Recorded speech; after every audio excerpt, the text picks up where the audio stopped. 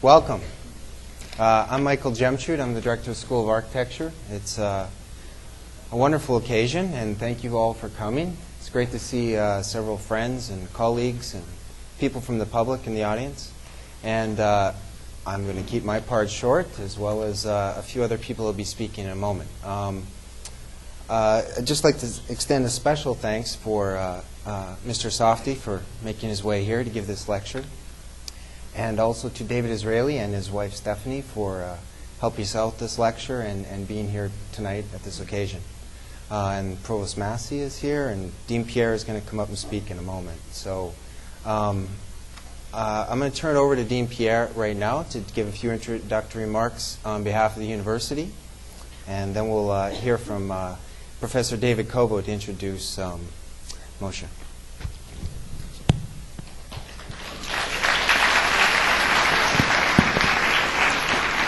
It's a little heavy. You have to help me with this. Like this? Yeah. Okay. Looks like I'm wired. Good evening. On behalf of McGill University, the Faculty of Engineering, and our School of Architecture, I'm very pleased to welcome you to this very special presentation. Any lecture by an architect of the caliber of Moshe Safdie is, by definition, an exceptional occasion. But tonight's lecture is especially meaningful to McGill and to Montreal because it takes place during the 40th anniversary of Expo 67, the international exhibition that literally placed this city on the map. More than any one person associated with Expo 67, Moshe Safdie, a young McGill architecture grad, came to symbolize what Montrealers wanted for this city: greater energy and a yearning for change.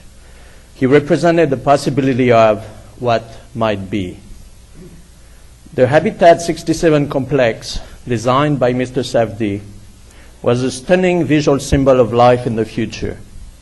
In those days, concepts about the environment and sustainable development were largely unknown. Despite this, ordinary Montrealers who knew nothing about architectural concepts saw in Mr. Safdie's creation a better way of housing the world's population. In fact, his work helped create the sense of magic that was Expo 67.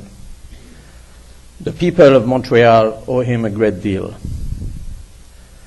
Many people made tonight's event possible. First, a special word of thanks to David J. Azrieli, who is with us here tonight. His generosity has allowed us to host an impressive array of talented speakers since he established this lecture series in 2003. I also wish to acknowledge the presence this evening of Stephanie Israeli and also of Denise and Ari Alaventian, a School of Architecture benefactor who will help publish the 2000 lecture in booklet form. Also wish to acknowledge the Provost of McGill University, Tony Massey, Professor Tony Massey, who is here tonight.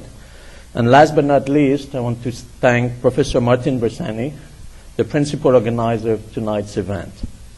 So we're all anxious to hear Mr. Safdie speak, so I will give the floor back to Professor Michael Jemchut, who is the newly appointed director of our School of Architecture. Michael?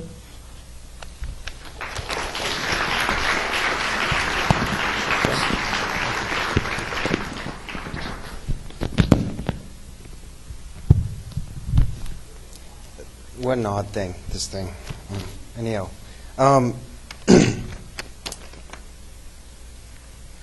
Thank you, Dean Pierre, for that nice introduction. Just a little bit of house cleaning. This is our second lecture in the school's lecture series this year. It's our most prestigious lecture, probably, the David J. Israeli Lecture in Architecture. We have commitments that have been made now for the rest of the year, and I'm just going to go quickly through them so we can get this kind of attendance at all of our lectures, which would be nice. On October 30th, coming up, now all the lectures that we'll have will be over in the Architecture Building, McDonald Harrington Building, G10. John Ronan from Chicago will be here on October 30th. Isabelle Herault from France will be here on November 6th. David Erdman from Servo in Los Angeles will be here January 23rd to start the new year. Gramatian Kohler from the ETH in Zurich will be here on March 4th. David Brett will be here sometime in March. That one's not quite confirmed yet. Teresa Sape from Madrid, which is the Molson Hobart lecture, will be speaking March 10th. And Nakano Unamoto from Riser Unamoto in New York will be here for the Sheila Bale lecture on March 18th. And then lastly, we have Julia Barfield from Marks and Barfield in London, which will be in late March or early April. That one is yet to be confirmed. And that will be the Steel Structures Education Foundation lecture. We're really blessed to have these endowed lectureships. This one's particularly special because we have a publication associated with it, and you enjoy, or many of you enjoyed the wine and food beforehand. And we get to invite someone of the stature of Mr. Safdie, which is really quite a special thing for a School of Architecture in any era. I'd just like to reiterate Dean Pierre's comments for Martin for organizing this. This is a Herculean task. There's a lot of logistics and a lot of calling and an organization that this takes place, and it's no easy feat. It's one of those administrative assignments that gets little recognition. Some good food, but that's about it. So what I'm going to do now is turn it over to Professor Kovo, who's going to introduce Mr. Safdie, as well as afterwards take some questions and answers and moderate that. Professor Kovo.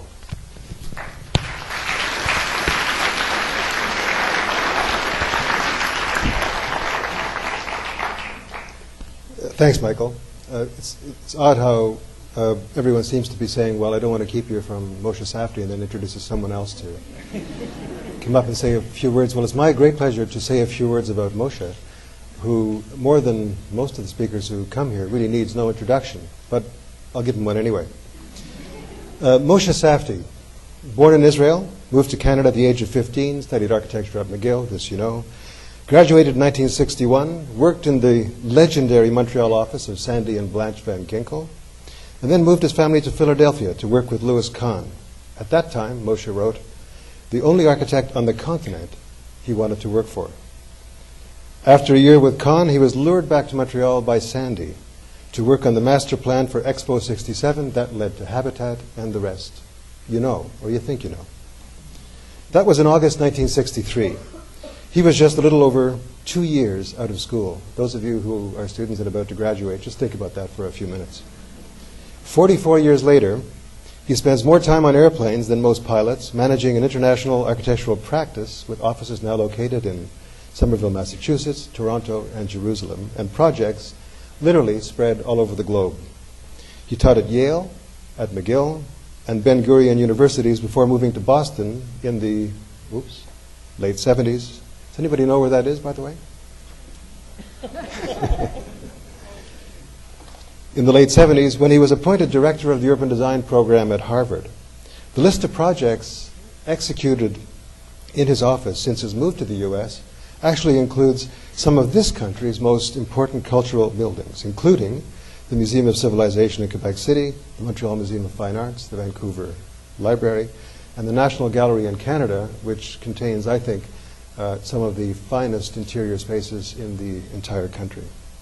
He has also written more than most of my colleagues, many articles on theory and practice, and a number of books, notably Beyond Habitat, For Everyone a Garden, Form and Purpose, Jerusalem, The Future of the Past, and The City After the Automobile.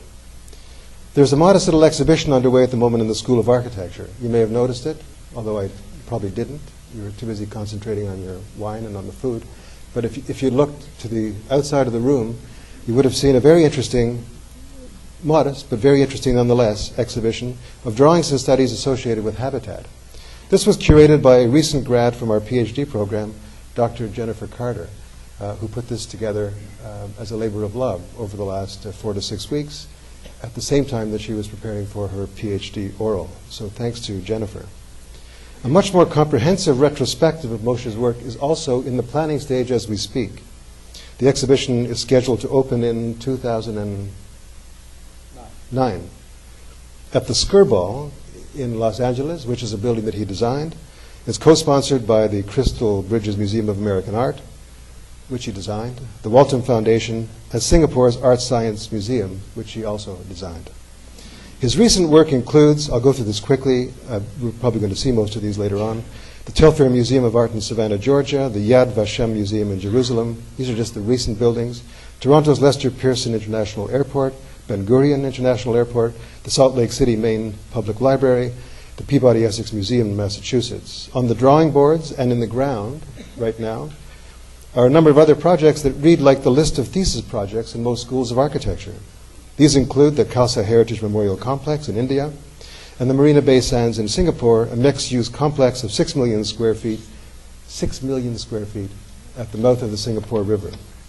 As most of you know, and why else would you be here tonight, Moshe's work has been recognized with countless awards, 6 honorary doctorates at last count, his first came from McGill, and numerous other honors, including the Order of Canada at the highest of 3 levels, Companion, and the Gold Medal of the Royal Architectural Institute of Canada. Last spring, he was further honored when Canada Post celebrated the centennial of the Royal Architectural Institute of Canada with a special issue of stamps celebrating the work of 4 Canadian architects, Moshe, Arthur Erickson, Raymond Moriyama, and Douglas Cardinal.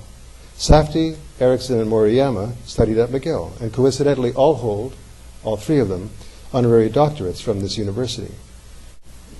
Not many architects can claim to decorate their country's stamps, which is a pity when you think about it. But why stop at stamps? Why not paper currency? We wouldn't be the first country to celebrate our architects and our architecture on our banknotes. Let's take a quick look here.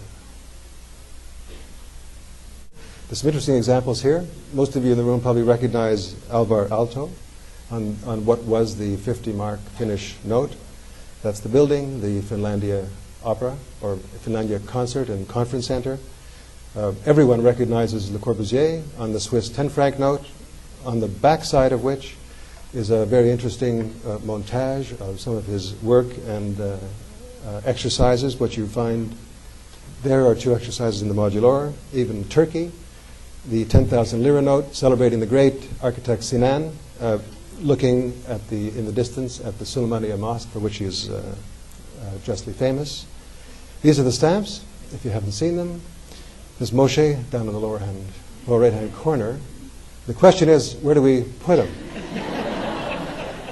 So I have a proposition.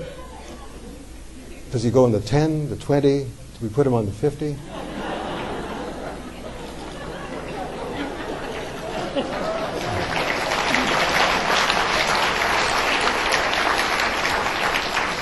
I think this is pretty convincing, and we'll set up petitions at the door. Please sign them on the way out. I'm almost done. I want to say just one more thing. There's an unfortunate trend these days to use the term rock star in both the positive and negative sense in reference to architects with reputations like Moshe's. But I think that Moshe's career does in fact resonate in interesting ways with some of the century's most celebrated musicians. Mick Jagger, Keith Richards come to mind. Let's go back for just a minute to the 1960s, 1965. Some of you remember what it was like.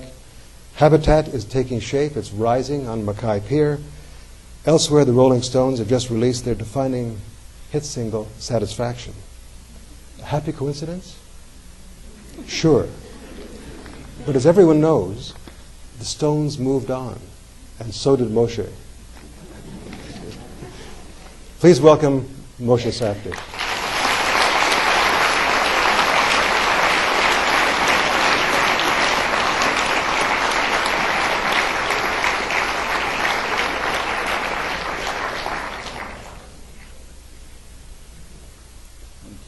Let's give it a second to come up.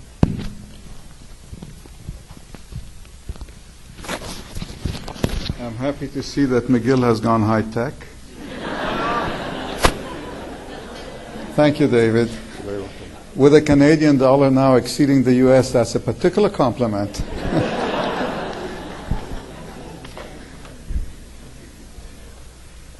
It's a great pleasure for me to be here. Home territory. always feel very nostalgic and sentimental to be here in my alma mater, surrounded by many old friends, and it's not every day that I get my mother to come and listen to my lectures. My mother.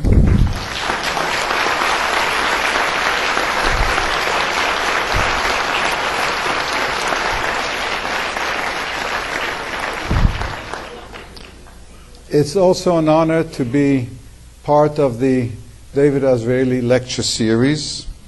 This is the kind of occasion where you go through dates. So it's 46 years since I graduated. It's 52 years since I entered the school, but it's 53 years since I met David Azrieli. So we've known each other for quite a long time. And in the course of the years, we both mellowed. Believe it or not, now we're doing a project together. The town center of the new city of Modi'in, a city that will eventually have 250,000 people, a project that will be completed next spring. So in my next coming to the Azrieli lecture, I will show that project. I will talk about my work, obviously, and the ideas behind it. But I also feel that it's necessary to talk about the big picture, how all this fits into what's happening around us, both in architecture and even beyond architecture. And I suppose I'd like to begin by emphasizing what to me over the years seems to be the increasing power of architecture. The power of architecture, and I should add urbanism, to affect our lives, the quality of our life, to affect our environment, our ecology, our sense of well-being. I think we forget to what extent there is the power of architecture. That power is often abused, misplaced, given up, but nonetheless there it is. I think it is a very defining moment for architecture. I don't think, at least in my own lifetime, that there has been such an extraordinary diversity of ideas and concepts out there. There are extraordinary new tools. I was looking nostalgically at my drawings in the exhibition room next door and thinking, my God, even the letters were done by hand. Well, today we have extraordinary technology, computers, etc. And it all makes you feel that anything is possible. And I suppose this poses a very difficult question for the students amongst us tonight. Because what is this all about? To harness these techniques, these technologies, these computers to build the impossible, which is what many of us try and do? Or is it pondering about what is appropriate? What is the difference between the impossible or building the impossible and discovering what is appropriate? So even for those of us today who feel that there is the triumph of architecture, and I think that's an open question, I think there is consensus that there's the failure of the urban. And I cannot conceive how one can think of architecture triumphing when the urban is failing. So it seems to me that today the question is how to transcend the power of fashion, the fashion of the day.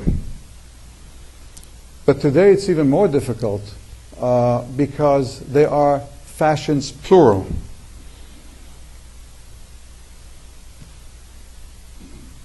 I remember as a student that it was a time of the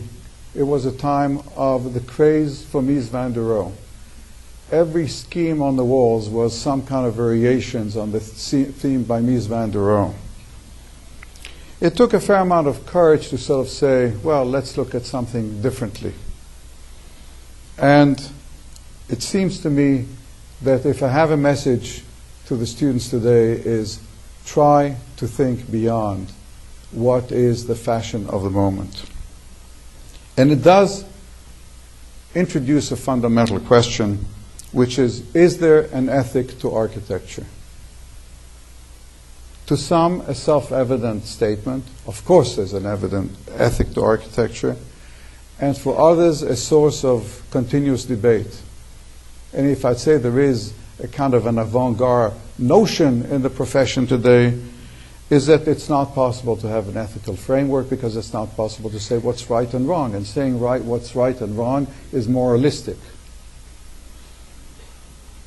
But architecture is really part of the greater culture, and from that it benefits and suffers. Because as architecture has entered high culture and high art, and that is where the profession has come into at this point, it's also brought about a paradigm change.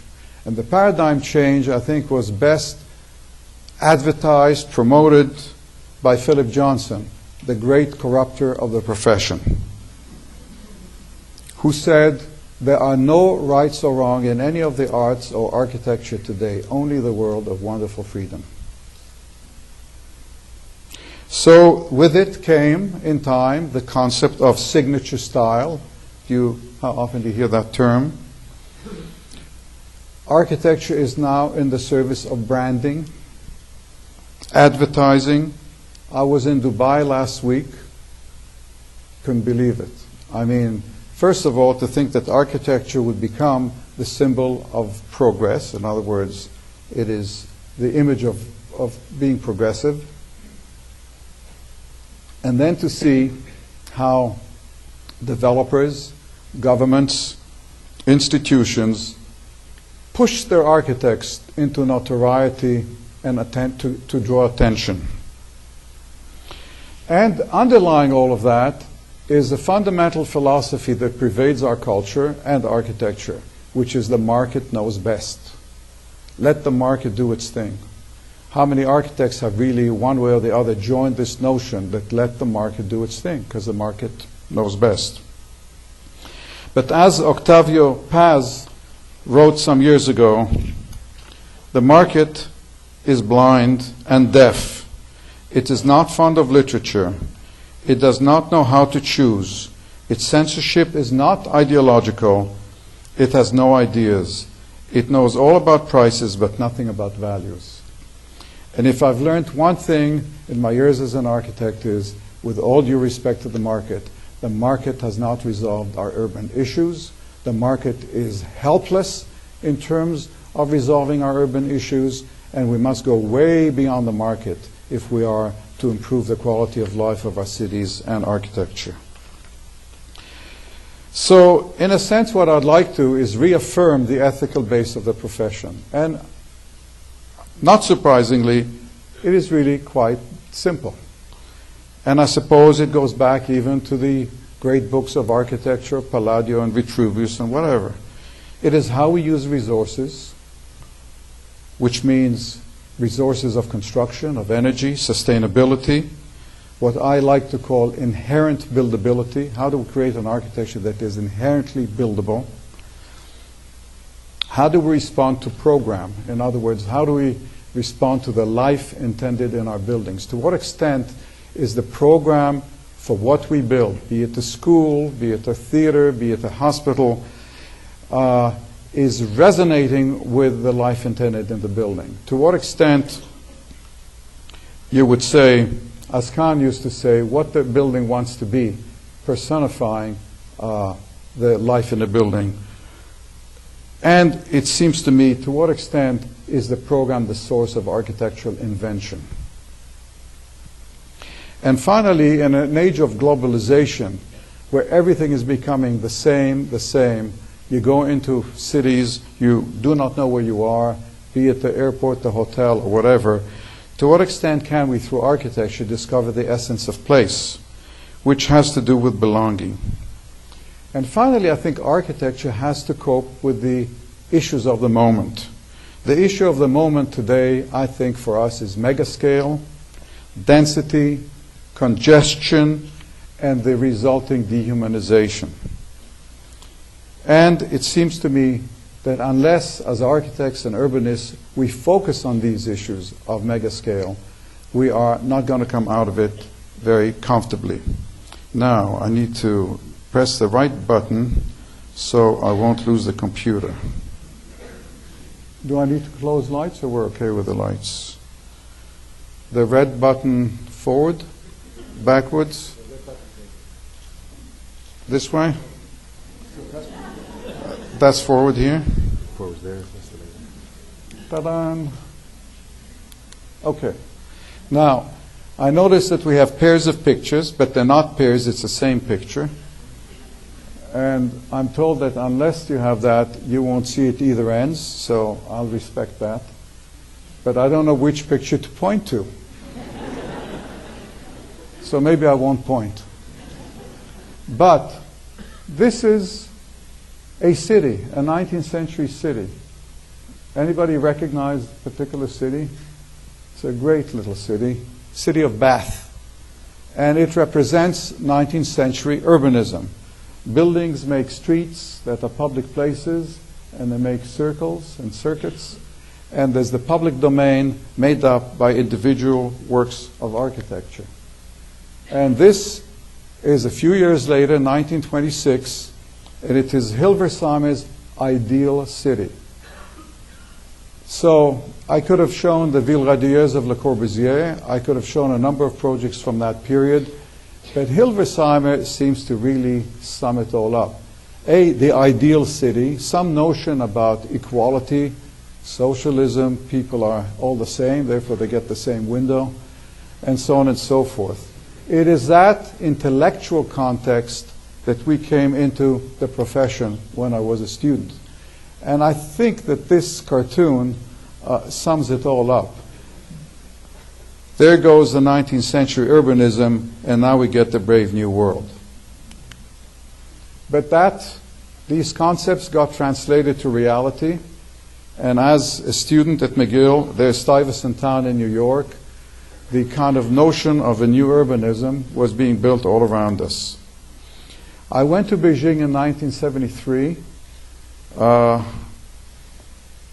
You see it twice here now. I was going to say on the right and left, and I'm totally confused. But there's Beijing in 73, and it didn't have a single high-rise building.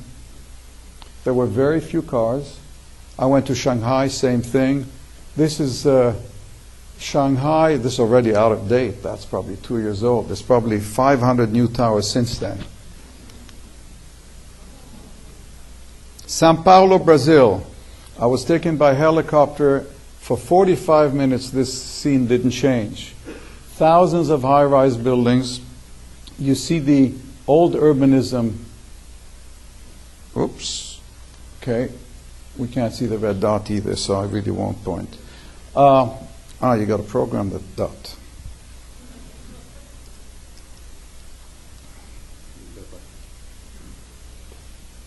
Hey, thank you. So there's the old urbanism being replaced. So in a sense, you'd say that we have not really learned how to resolve the problem of the tower in the city. We have not created an urbanism that works with towers. In the 5th year at McGill, I went on a traveling fellowship, CMHC traveling fellowship, and these pictures were taken on that trip. Levitt towns and public housing. And I came back feeling there's got to be a way to rethink the apartment building. And I will refer to Habitat briefly, and I guess I would say it was a very kind of direct idea. Let's rethink the apartment building. Let's try and get gardens and houses in the air. Let's get streets instead of corridors. These are more recent pictures, as you can see. Let's find ways to build this efficiently through prefabrication, and so on and so forth. So somehow to rethink how we stack living units in the air, how we create gardens, and so on and so forth. I'd like to go back to the original proposal that never got built. It was 5 times the size. It already started thinking of mixed uses, schools and shops and community facilities, hotels. It covered all of Cité du Havre. If we got that built at the time, think about it. And also there were a whole series of habitats that proceeded after Montreal Habitat was built, each of which tried to resolve some of the issues that Habitat presented. Habitat had boxes that weighed 70 tons. So we developed boxes that were 30 tons, whose walls were 3 inches thick. This is Habitat Puerto Rico. And we made them lighter, and we started even building it, but Operation Breakthrough that it was built under in the United States was withdrawn. There was a Habitat New York where we tried to reverse the structural system that we had in Montreal, where the boxes were load-bearing, therefore the forces were coming through the boxes. Here the units were suspended on cables in a catenary structure. Didn't go anywhere either. For the exhibition in 2009, there's going to be a concluding chapter, which is revisiting and rethinking habitat. And so we began working on that. And I'm just going to show you just a few sketches of some of the speculations that we began looking at. Vertically stacked structures, more efficient and simpler. Looking at residential membranes and office structures as stacked mixed-use buildings, developing streets in the air at certain increments. I'm not going to explain those. It's just these are teasers. Trying to create structures that can take the leaning over of the buildings that create those hillsides of housing by an efficient structure below and membranes of gardens above, and so on and so forth. So, fast forward Singapore. This was a competition of developer and architects. 4 finalists, 7 million square feet almost, 6.5. Mixed use, integrated resort. Therefore, anything to do with tourism. This is land filled across from the downtown. And I want to say at the outset that what you will see on this project is a result of a government that knows what it wants. The first thing it did is it fixed the land price, $800 million US, and it said, we will pick the scheme that offers the most to Singapore. They also set a very directive series of urban design objectives and regulations. And the combination of the two, the fact that they fixed the land price, wasn't cheap, they didn't give the land away, but they also directed the urban design, and they said the program that gives most to Singapore will be chosen, meant that the developers bent backwards and gave the architects extraordinary reign in order to try and get the project, which has, amongst other things, a casino that makes it worthwhile to try hard to get the project. So we had 3 months to design it in the competition phase. Since we won it, it's been 1 year. It will open on December of 2009. It's under construction, as you will see. Here you see the complex across, as seen from across downtown, the overall massing, and here I will use my laser to just explain that this is the promenade as defined by the government of Singapore. This is a promontory site on which an iconic building of cultural content had to be built. There are 3 hotels, 1,000 rooms each. There is a convention center of 1 million square feet, a casino, 2 theaters, and there's a sky park. That was our invention, 2.5 acres of swimming pools and gardens and so on. There is an event piazza.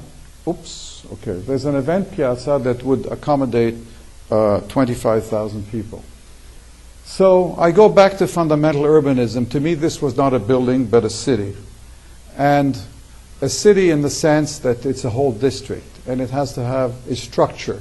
And I go back to the Madaba plan of Jerusalem to think about a city with the structure of the Cardo, the structure of a Roman city, the Cardo Maximus, as the spine of life of the neighborhood.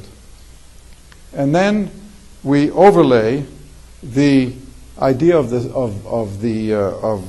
URA in Singapore of the promenade over what we called our Cardo, the view corridors that cut through from the subway, which they required, and we overlaid these into what is a kind of a fusion between an arcaded street, a grand galleria, and a promenade into a new kind of urban entity. So that, in fact, you've got the waterfront, you've got the promenade, you've got several levels of retail, the structures feeding above looking to the city, parking below, all becoming one single urban experience extending across the entire complex.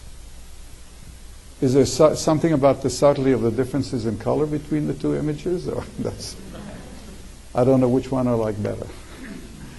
The event piazza, which will be a center of lots of celebrations and National Day and so on, we propose to make hydraulic so that the levels of the piazza can change. We made the promise, now we're trying to make it work out.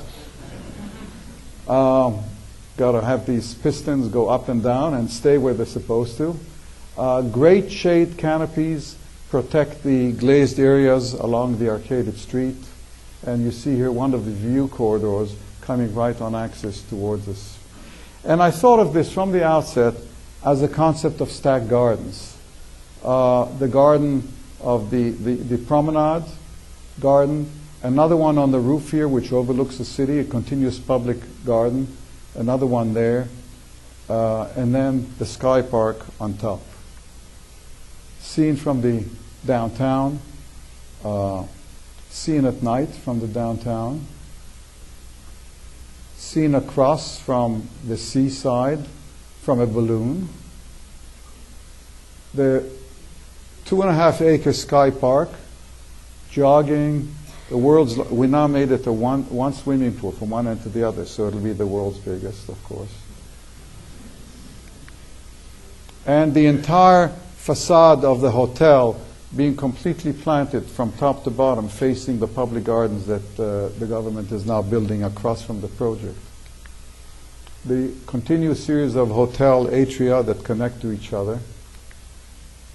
And what we had to come up with as the bonus to Singapore, which I decided or proposed to invent as a new kind of museum, the Museum of Art Science, in one word, art science. Museum that deals with the unity of the arts and the sciences.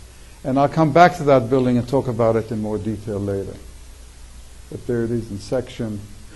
The rain coming through it as it does at Ben Gurion Airport. I mean, the roof's draining through. This is Ben Gurion Airport on the first rainfall. And an amphitheater on the roof. And I suppose what I can report now, and again give credit in part to the URA in Singapore, is the project is being built just as it was drawn in the competition. There'd be no substantial changes, no compromises of quality. The URA is on one side of the table, we and the developer on the other side of the table, and it's a deal. That has to be built. There is a construction. There are 110 cranes. That's a little out of date on the site, and lots of traffic police. I'd like to move on and talk about making meeting place in the city, and I want to use the Salt Lake Library as a case study. Salt Lake Library occurred after the Vancouver Library, and in a sense, the program this was a competition, the program talked about creating an urban room and an urban piazza. And the question was, in my mind, is how do you make a building in the heart of Salt Lake City, which is not downtown Vancouver, abandoned at 5 o'clock, and create a public space outdoors that really has activity. So again, as in Vancouver, there's the urban room. It spills out into the outdoor urban place. The roof of the library is a public park. It is connected by this crescent climbing wall to the ground so it can be visited from in or out. The plan itself extends the urban room out into the outdoor room, lined with shops, auditoria, cinemas, with the library itself on this block, and the old library becoming a new kind of public use. The crescent wall, climbing up to the park, and immediately the question was, Do you have a precedent? How will people climb up the wall? So we gave them a precedent. They do climb and come down.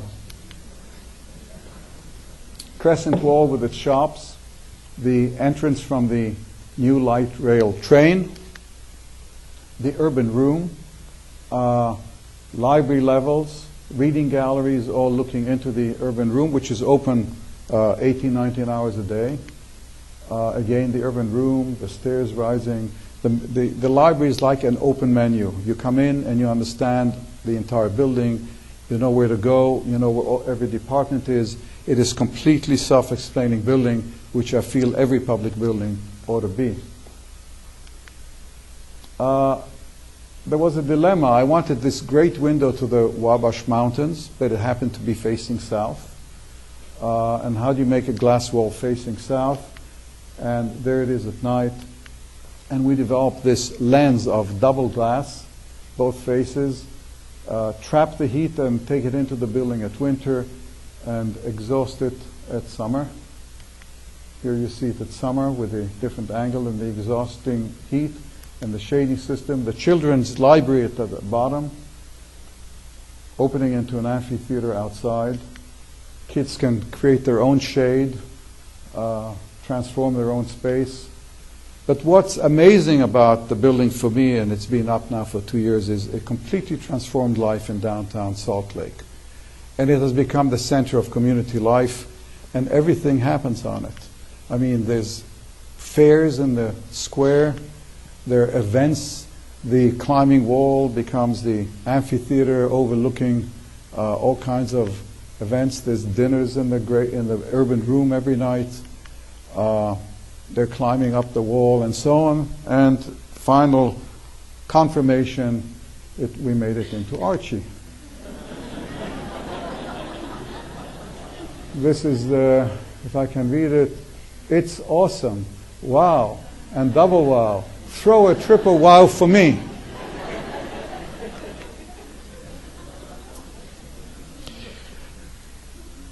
I want to talk about complexity in architecture, and maybe I would say order and complexity.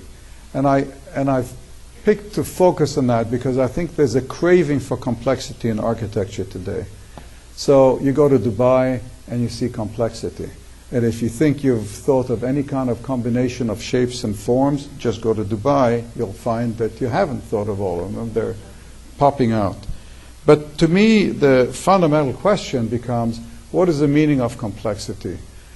What is the difference between capricious complexity, like complexity for its own sake, or complexity that drives out of the order of things? I mean, nature is complex. We see complexity in nature everywhere, but it's never capricious. This is the wing of a dove. Actually, that's the wing of an eagle. Extraordinarily strong structure, a lattice, minimum weight, maximum strength, extraordinarily beautiful pattern, but it's there for a good reason. Not a shell, clearly beautiful to us, all about growth pattern, even the transformation of plant life seasonally, extraordinarily compelling, or the spider's web, which is a tensile structure, which has a geometry which is probably the only way it could be woven from point to point. And we look at it in awe. And to me, this kind of complexity represents how it evolves in nature in response to a program. A project that I did, I guess it's now been 6 years ago, a science museum in Wichita on a site right downtown, was a moment in which this sort of came together for me as a dilemma. I should start by saying that this site that was picked for it was divided from the water, separated from the water by a boulevard. And one of the first things I said when we were selected is that it seemed to me very unfortunate to build a building here and have it separated from the river. And I proposed that we should reroute this boulevard so that the building could really be with the water and in the water. next thing that happened was the formation of the Friends of McLean's Boulevard. Turns out that that moment in the morning when they passed by the river on the edge is the highlight of their day. It took 6 months of public hearings, but McLean's got rerouted. And so my first sketch, actually on the first trip back home, was to cut a canal in the river, cut a canal, and create an island of a building, and then maybe have part of the museum on the mainland. And I came back with these sketches and model on the next trip, and they sort of looked at me a little suspiciously and said, "What do you mean an island? It used to be an island, Ackerman's Island, and we filled it up during the Depression to create jobs."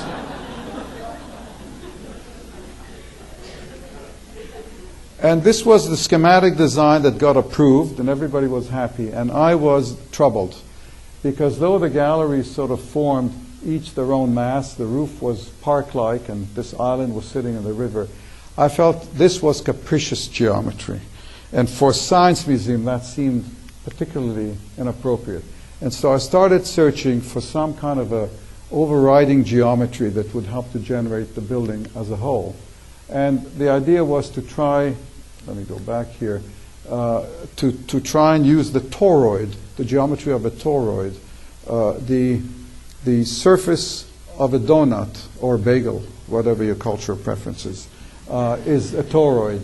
And so here it is, the plan cut by that geometry, so that you have a concave toroid which generates a geometry of the landside building, and a convex toroid with its center in the sky generating the geometry of the island building, resulting in a very disciplined building. Every beam in this building is the same radius. The concrete walls form the buttressing structure. The skylights fit where the beams meet the wall. Concrete walls, very simple, unadorned. This building was built even then, $150 a square foot. Was an amazing number. And the richness of form and all that you see here is really generated by the discipline of its geometry. You see the laminated wood beams, which form the inner structures, the skylights, and the building as seen from the downtown. And I'm going to shift geography, because it seems to me that one of the things about these series of projects I want to show is to what extent, in each case, the specificity of place generated the design as a whole. This is Salem, Mass., one of the oldest cities in the United States, still in good shape. This is some couple of 100 years ago, but this is Salem today. And in the midst of this, in the oldest museum of the United States, a major addition was to be built. And so the question was, how do you take 150,000 square feet and put it into a very delicate residential fabric? And the answer for us was to break it down into house-like elements. So we call the galleries houses. We took the street, the public street along which this is built, covered it with glass, and it became the museum street within. And then there was a question about wanting to make these houses sort of individual. So first I thought of different materials, and maybe one would be copper and one would be brick. And then I walked into the Witch Memorial Cemetery next to the site and got another answer.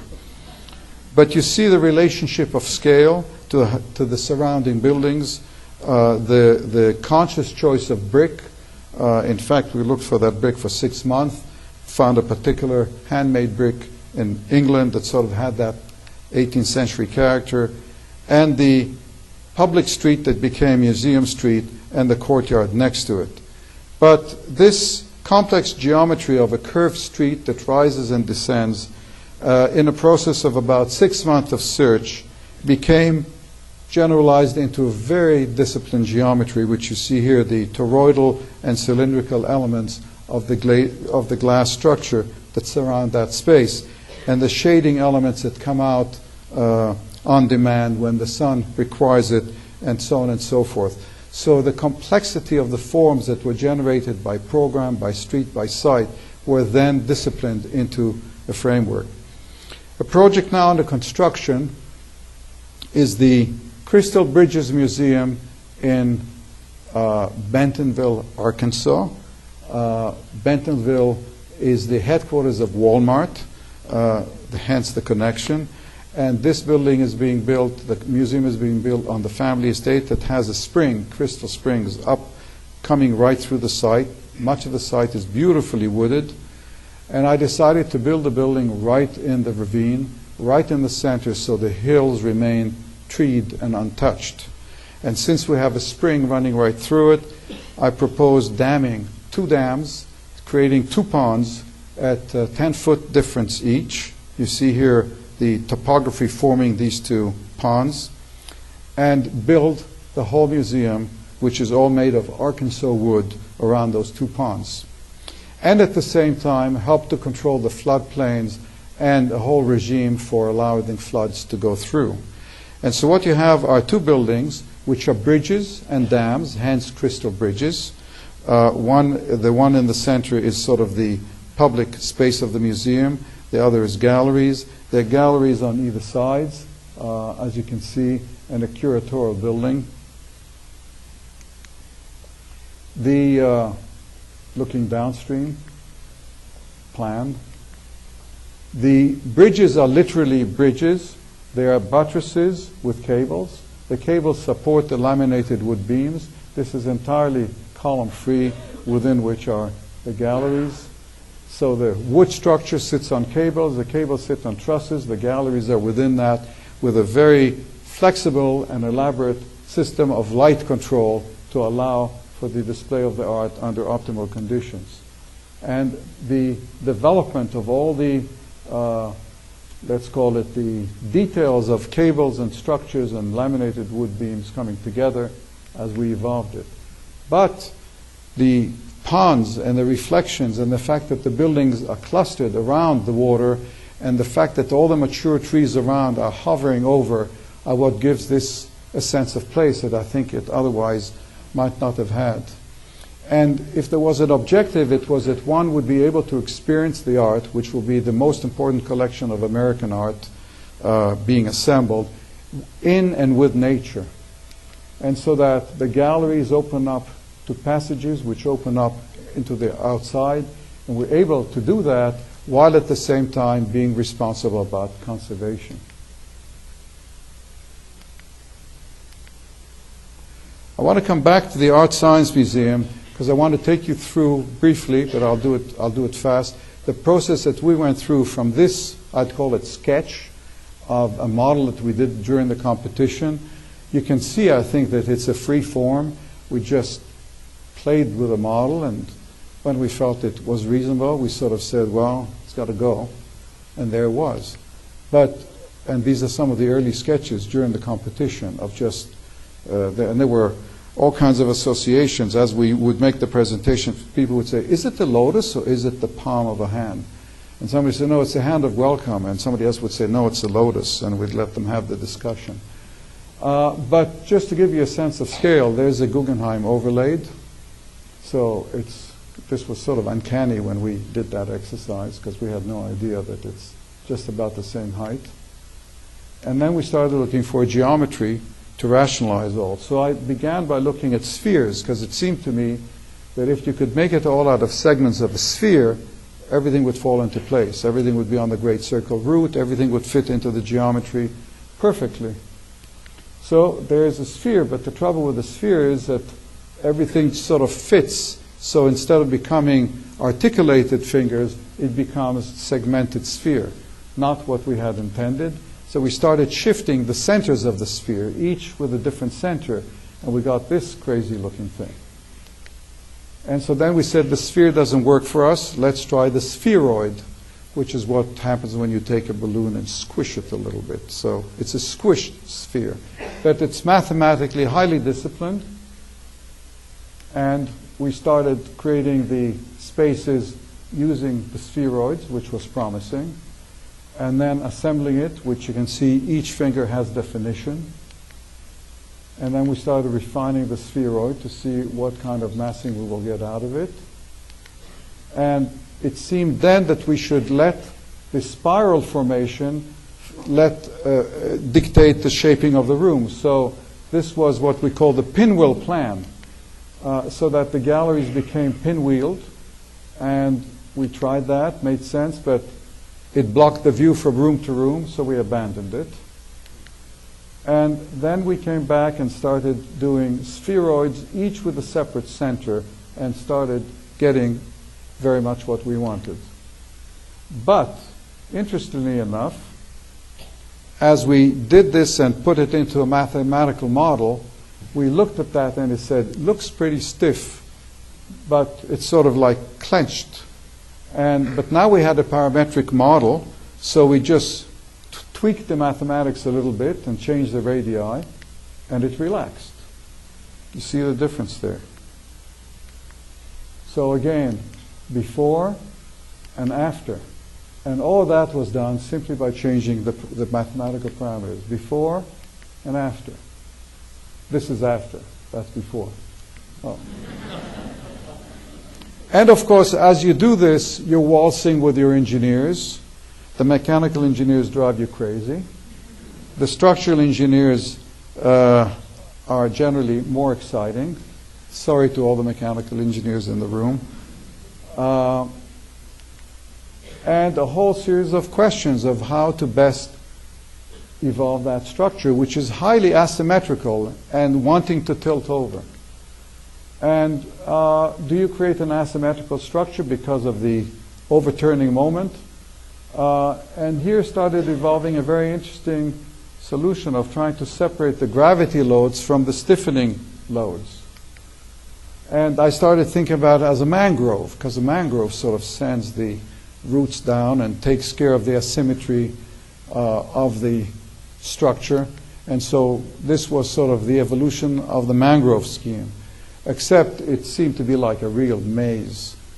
And so then came a new idea, working with the engineers, which is to have these legs counted intuitively tilting inbound, but this diagrid in the center, like a torso, stretched in tension from top to bottom, not even touching the building, just from top to bottom, taking the entire asymmetrical load and stabilizing it. And then the geometry of how to slice the fingers on the sides, which you see here, so that they all relate to each other. So that basically that structure with a diagrid in the center in steel and columns became a very elegant and simple structure to hold the whole thing up. And the final result, which looks like very simple, but it was a long journey, sitting in the lily pond. So I'd like to briefly conclude with a series of projects that have to do with with memory, with the issues of symbols and so on. And I'd like to do this in sequence. This is the Yad Vashem Children's Memorial, which I actually designed while I was in Montreal in 1976. I worked with the National Film Board on an optical system that I had developed for Labyrinth during Expo. I was asked to design a children's museum at Yad Vashem, Holocaust Museum in Jerusalem. I went through the archive, went through drawings and clothing of children and letters, and I felt people would be coming out of the historic museum, coming into this place. They will be saturated with information. No way they're going to focus on information again. So I made a counter proposal. There was a cave on the site.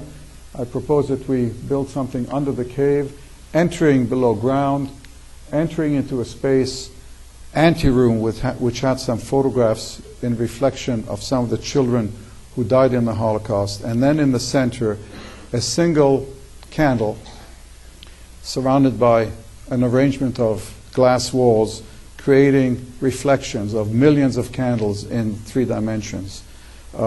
Mirror floor, mirror ceiling, you just walk through the candles, a voice reads the names, and then you emerge into light and life beyond. In 1976, when I proposed it, the design was rejected. They said this was like too abstract, people will think it's a discotheque, people will misunderstand. 10 years later, a donor who had lost his 2-year-old son in Auschwitz came and saw the model sitting at the corner at Yad Vashem, asked what it was very moved, wrote a check, got built in '86.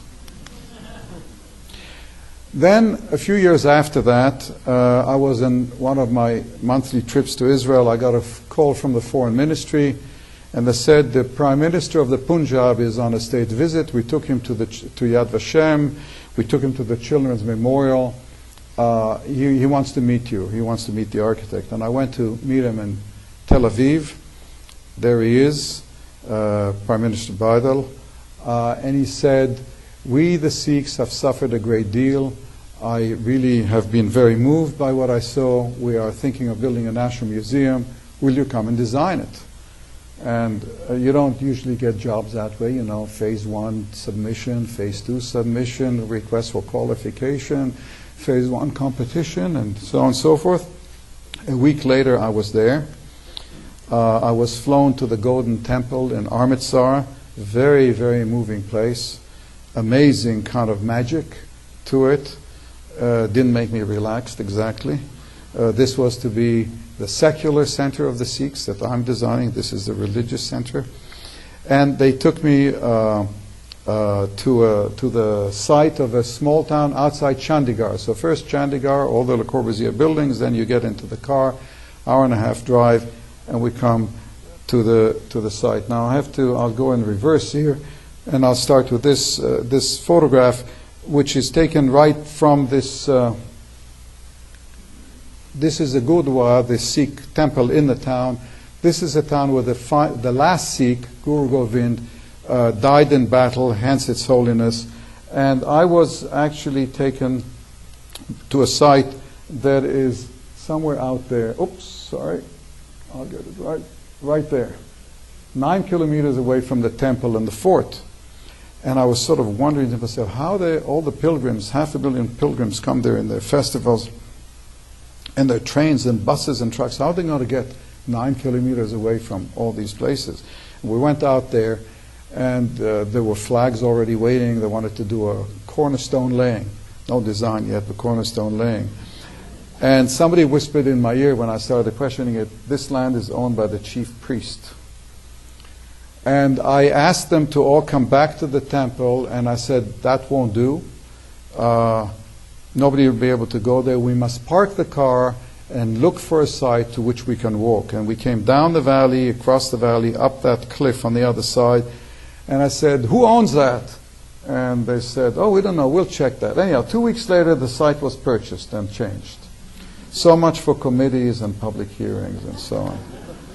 These were the early sketches, the sketches I made actually on the way back from the first trip. And this was my memory of Jaisalmer, which is a wonderful fortress town in Rajasthan. And then rising out of the sand cliffs, thinking about the building really bridging between the cliffs and rising. And the model, as I brought it on the next trip, which shows the main historic museum on one side, the auditorium, changing galleries, library connecting into the town, pedestrian bridge bridging between the two, making the entire valley into water gardens, and the restaurant sitting at its bottom. Stainless steel roofs radiating light towards the temple, and Gwalior sandstone cladding the concrete, which I had no expectations could be made to high quality. And as you come from the north, from the Himalayas, you only see the walls rising out of the sand cliffs. So I came back on another trip, and our little model was made 10 times bigger, fairly accurately. And we were still working on the design, but the bridge was built. And then there was a ground-breaking ceremony, and 500,000 people showed up. And it's been in construction for more years than you want to know, but it's now 7 years and just about to be finished. And exhibits are being designed and fabricated that will tell the entire history of the Sikh people. And there are 2 levels of galleries, and so you will circulate through the various levels and come through this spiral space within, which introduces the exhibit, and so on and so forth. And the interesting thing is that it's not yet finished, but it's already become part of the Sikh culture. At least every taxi driver in New York knows about it, and I usually don't end up paying for my taxi ride.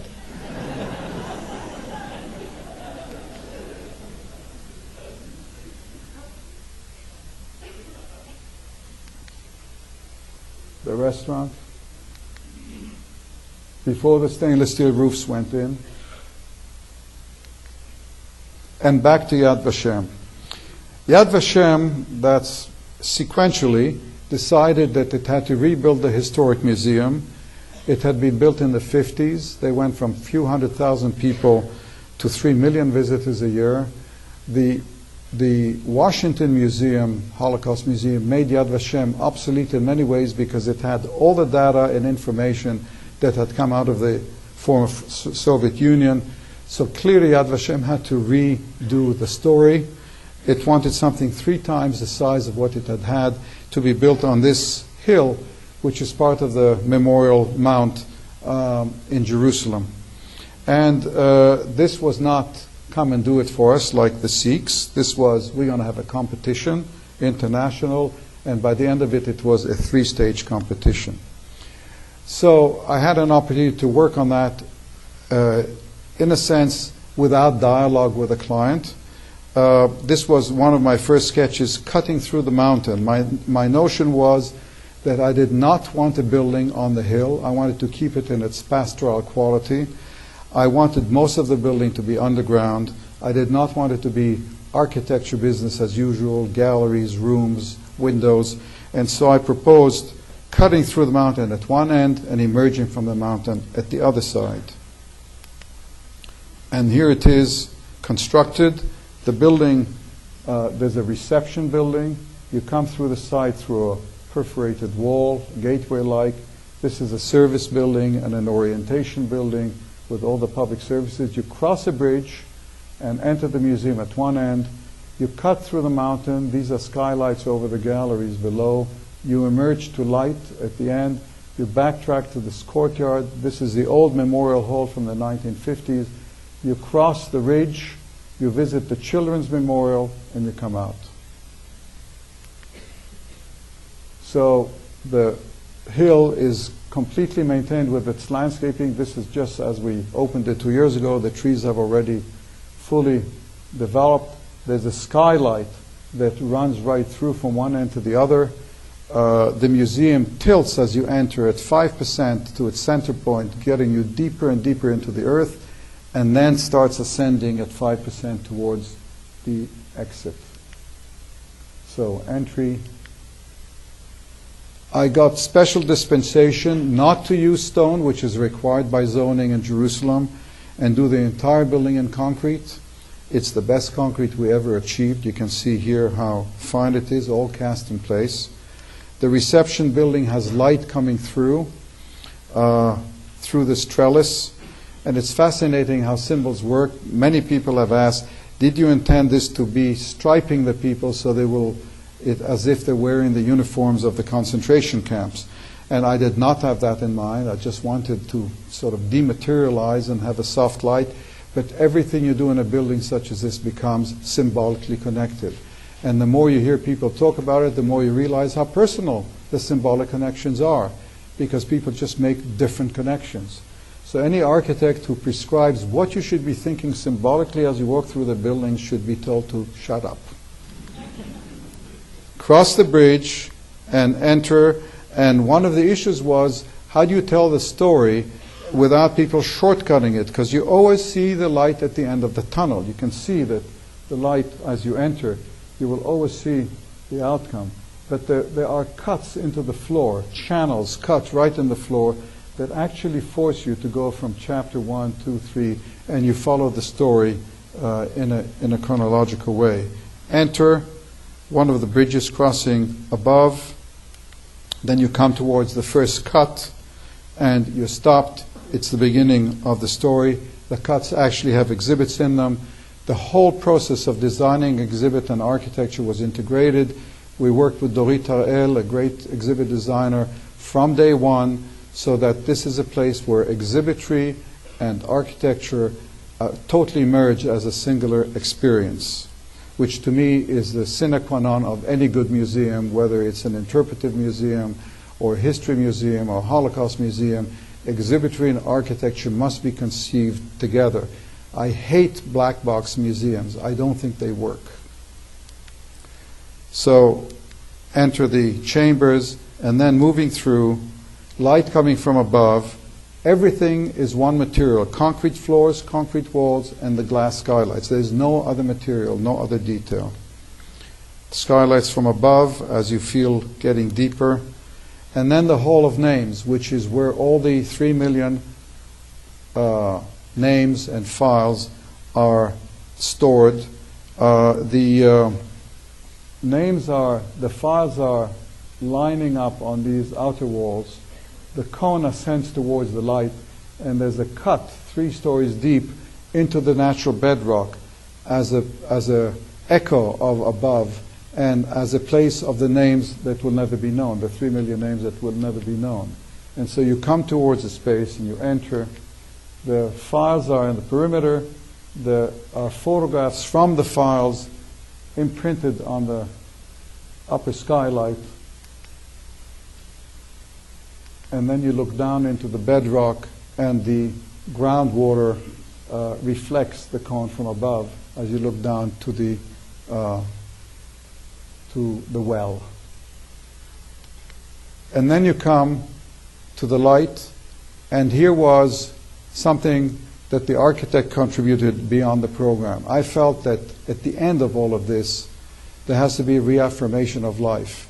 And I proposed that the museum cantilever out into the forest, which is a place of renewal, and connect back to life. Life prevailed. We have prevailed as a sort of climax of the experience, with the concrete structure cantilevering outwards.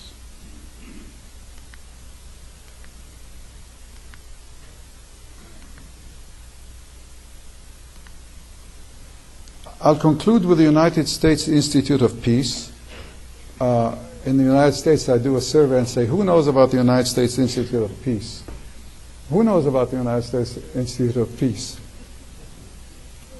Not one hand. In the United States, I usually get 3 hands.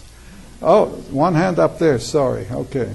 United States Institute of Peace was formed by Congress to pursue peace and create an entity that will balance the Pentagon and the CIA and so on in the pursuit of conflict resolution. I say it with a smile, but it is an institution that's taking on more and more presence, but nobody knows about it. They're in an office building in Washington, and they luckily got one of the most extraordinary sites in Washington, which is this site, across from the Vietnam Memorial and the Lincoln Memorial, which by definition means that this building becomes the symbol of peace on the National Mall, which is the way it was framed when they had a competition for the design of that building. And so this is again all about a building having a program, research, conferencing, a public museum about conflict resolution, but at the same time a symbolic structure, which you see here in its location across from Lincoln Memorial. And I'll just show it rapidly because basically there's a public space, there's a series of structures which you see as wings, and there's a series of roofs that float over it, made of white glass, very delicate structure of white glass and steel. These are some of the studies and explorations to evolve the geometry, eventually picking on a spherical geometry. These are all segments of spheres. And during the day they're opaque. They look like just plain white surfaces, a little bit like the surfaces of the Jefferson Memorial. But at night they transform because the light comes from within and their skeletal structure reveals itself and they glow.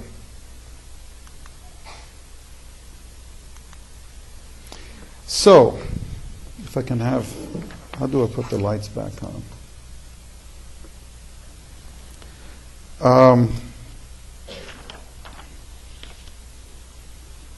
In conclusion, I think a lot of what I'm talking about when I talk about complexity and order is about fitness. and I'm using the term in its Darwinian sense. Darwin talks about fitness as something that comes through natural selection. It gets more and more fitting. In fact, both Darwin and Darcy Thompson, who created the science of morphology, spoke about fitness. And I would like to suggest that fitness, when we experience it as beauty. So when we experience beauty, and I don't mean prettiness, I mean beauty in the fundamental sense, we are responding to the kind of fitness that we do when we see something that has fitness in nature. A morphologist and a philosopher, Andrea Cook, said in 1917, "Beauty connotes humanity. We call a natural object beautiful because we see that its form expresses fitness, the perfect fulfillment of function in the lines of structure." And, you know, the mathematicians forever talk about beauty. Russell said, "There is no place in the world for ugly mathematics." That was a test. And I think 5 years ago when I was speaking here last, I had read a poem that I wrote in the conclusion of my book, Form and Purpose. And I was looking at it and I figured it still holds for me, and I'll read it to you again. "He who seeks truth shall find beauty. He who seeks beauty shall find vanity. He who seeks order shall find gratification. He who seeks gratification shall be disappointed. He who considers himself the servant of his fellow being shall find the joy of self-expression. He who seeks self-expression shall fall into the pit of arrogance. Arrogance is incompatible with nature. Through nature, the nature of the universe, and the nature of man, we shall seek truth. If we seek truth, we shall find beauty." Thank you very much.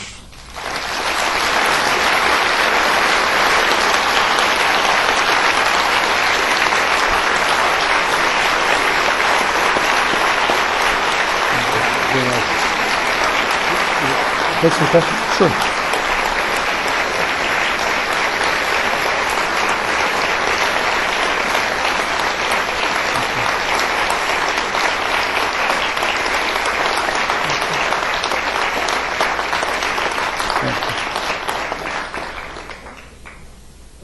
We do have time for a few questions. Please feel free. Yes. In the buildings that you designed, you created a lot of very beautiful public spaces, but a lot of architects do focus on a lot of development work in private spaces that you could argue still really impact the way we live as a public. What responsibility does the architect have to public spaces? I don't quite understand your question yet.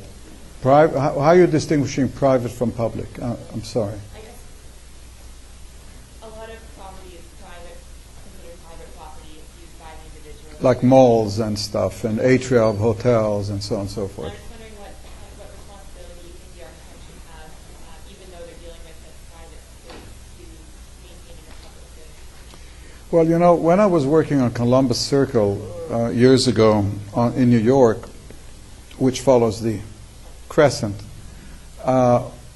we went through this kind of thinking that New York has all these atria, Trump Tower, and a variety of places which give you the signal, we're private, we're private. So when you enter them, you feel like you're intruding, and it's by design. And the question was, how do we create in Columbus a space that would truly be public, even though it's private? And so we said, well, it's got to go from street to street, and it's got to go from subway to subway, and it's got to have exterior materials. It has to have a street that looks like a street. It's not marble, it's not shiny, it's cobbles. It's got to have an architecture like Victoria Manuel Galleria, like it's buildings rather than interior surfaces. Make it look like it's part of the public domain. And I think these are little tricks that are really critical between making a space, like you go into Trump Tower, you're into red marble, polished, high polish. That's not a public domain. It's clearly a private domain. So if you want a place to be public, there's all these elements of exterior, of the way you create access, of the way you make a door, about the transparency, and also making it part of the traffic of the city. I think what's going to be very exciting in Singapore is it's part of the city. There can't be a door. I mean, there will be a door because it's air conditioned, but there can't be a lock. The subway opens into it. It's going to be open 24 hours a day. It's part of the city, and every little element about the architecture and its fitting and the light in it and so on reinforce that sense of publicness. And that's true in the public library in Salt Lake or the urban room in Vancouver. And I think it's even true in the National Gallery that people feel that the Ascent and the Great Hall are part of the city as much as they are part of the gallery. Yes?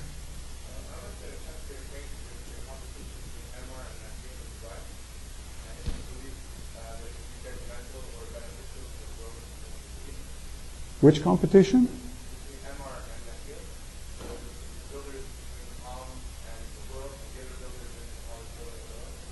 I don't know what you're talking about. Oh, Dubai? What about Dubai? Sorry.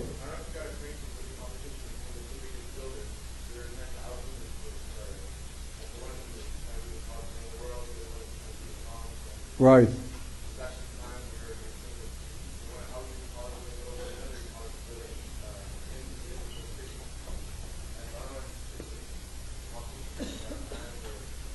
Well, you see, I don't think egos of developers or, I mean, you got the Petrona Towers, that was the ego of somebody. I don't think the egos are necessarily bad for architecture and urbanism. The question is what drives the ego. I mean, Rockefeller Center was the result of somebody's ego, but it's an amazing urban place. And, 80 years later, it still works. So the question about ego is, how well informed and inspired it is. And I think what we're seeing around today is a lot of very simplistic kind of big is beautiful egos. And often lack of subtlety and so on. I'm not talking specifically about anything in Dubai or anywhere else. I could pick Shanghai or whatever. There's Ford Foundation was built and everybody was in awe of it. Not because it was the biggest, just it was a wonderful building, wonderful office building, wonderful place to work in. Was, I think, Kevin Roach's finest building.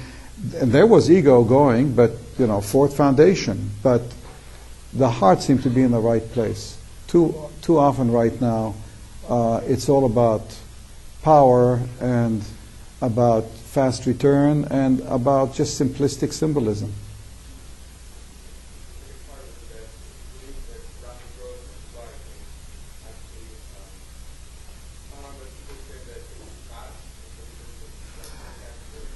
I could spend the whole evening doing a critique of Dubai, and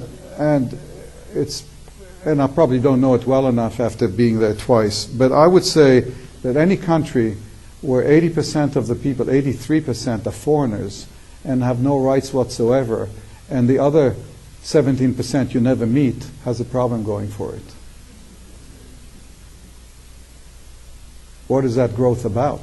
Who's going to live in these endless apartment buildings?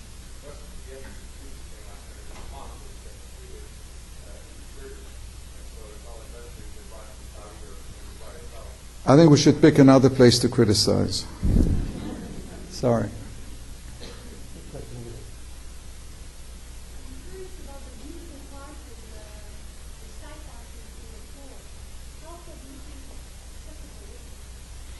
The deal that we made with the government is that the entire cantilever section is a public observatory. Now that cantilever maybe it doesn't look too big in the pictures. It's a 60-meter cantilever, 200-foot cantilever. So it's a very large space, and it will have a cafe, and it has express elevators for the public direct from the street, and that'll be open to the public till about after sunset. The rest is serving the hotel and its guests, or anybody who wants to go and pay for a meal in a very fancy restaurant. One here, then one up there. Matt? I was just wondering if on your visit to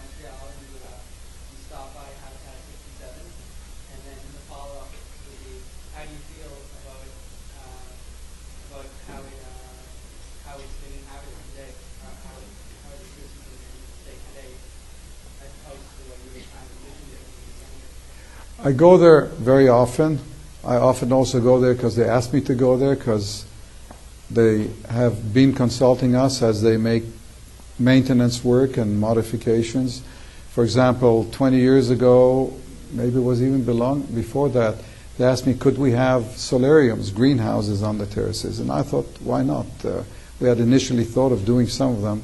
So we designed a typical solarium detail, and people who want to deploy them. What you see today is a patina of life for 40 years. The place is gentrified. For a while, people were buying 2 units and 3 units and boring holes between them. And at some point, I started thinking of Swiss cheese and all, you know, the little. So no more holes, because at some point there'll be nothing left. But the most moving thing for me is you really get a sense of community there. Like last time I was in Montreal was the 40th anniversary. There was a party. All the residents came out, and it was just like amazing sense of community. And how many utopian projects of the 20th century can point and say there's a community going, and it's worked as a community. So that's very satisfying.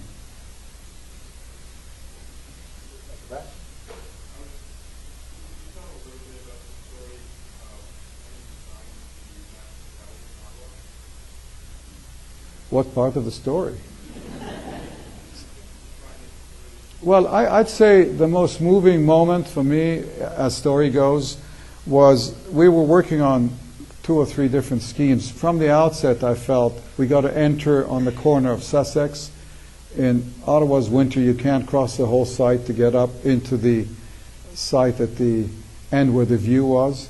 But I felt that the Great Hall, the public space, should be at the opposite end where you really look down on the river and Parliament.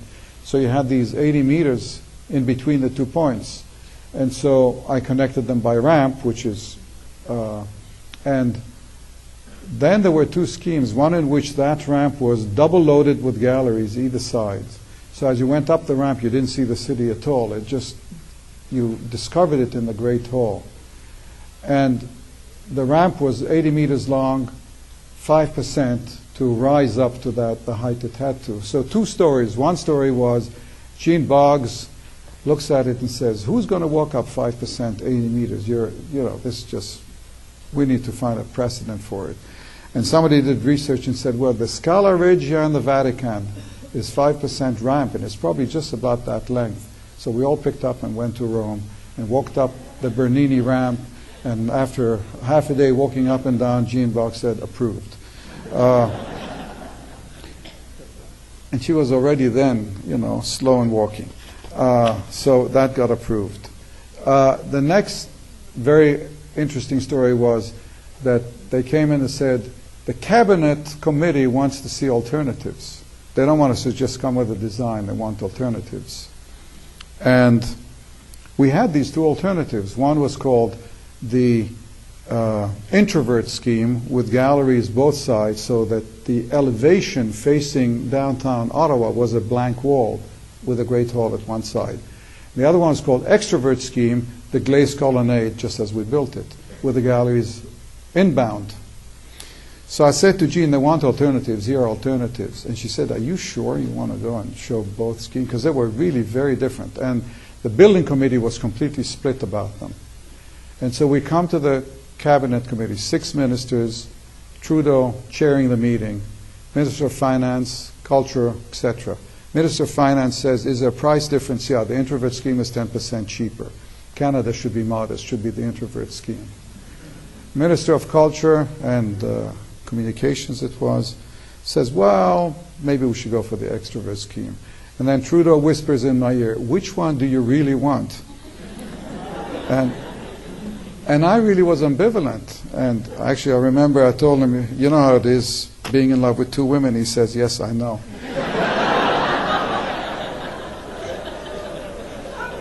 And then he made the decision. He actually made the decision. He said, this is a new kind of museum. I remember his words. A building that's open and inviting, and what's the life in it is seen by the city, and we go for that scheme. And for me, that was a paradigm change. Every public building that followed in my own career had that lesson about the extroversion and its meaning. But it was his decision. And I was in awe. And actually a little depressed because he made the decision. Thank you very much. Stay here for a second.